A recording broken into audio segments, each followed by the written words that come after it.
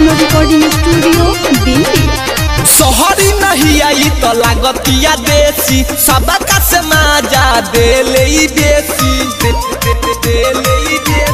हाँ शहरी नहीं आई तो लागतिया देसी सबका से मजा दे ले देसी कोरोना ढेरे बराई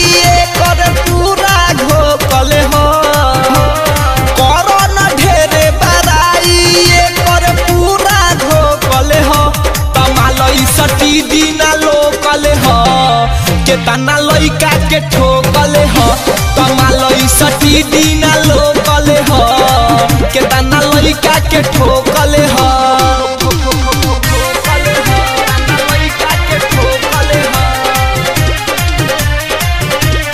माँ वैष्णो रिकॉर्डिंग स्टूडियो दिल्ली। केतना लइका के ठोकले हो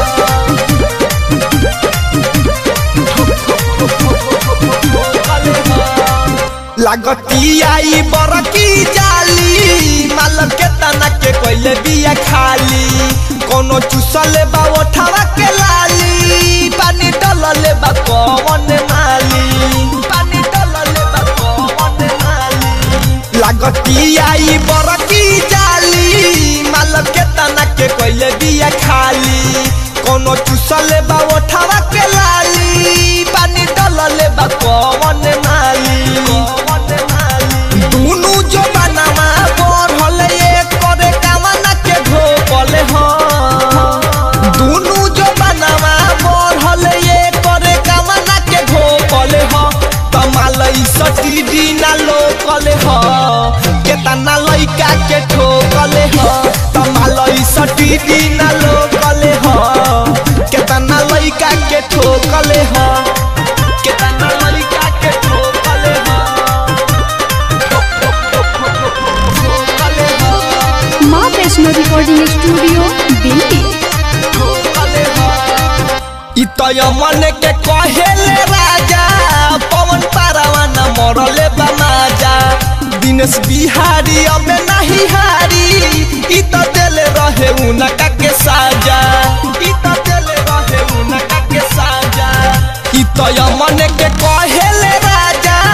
पवन पारावाना मरले बमाजा दिनेश बिहारी अमे नहीं हारी देले रहे उनका के साजा उनका के साजा बढ़ता ये कर सामान ई तभी को सबे के रोकल हो बढ़ता ये कर सामान ई तभी को सबे के रोकल हो तमालई सटी दिना लोकल हो केतना लइका के ठोकले हो तमालई सटी दिना लोकल हो केतना लइका के ठोकले शहरी नहीं आई त लागतिया देसी सबका से मजा दे ले देसी कोरोना ढेरे बराई कर पूरा घोकले हो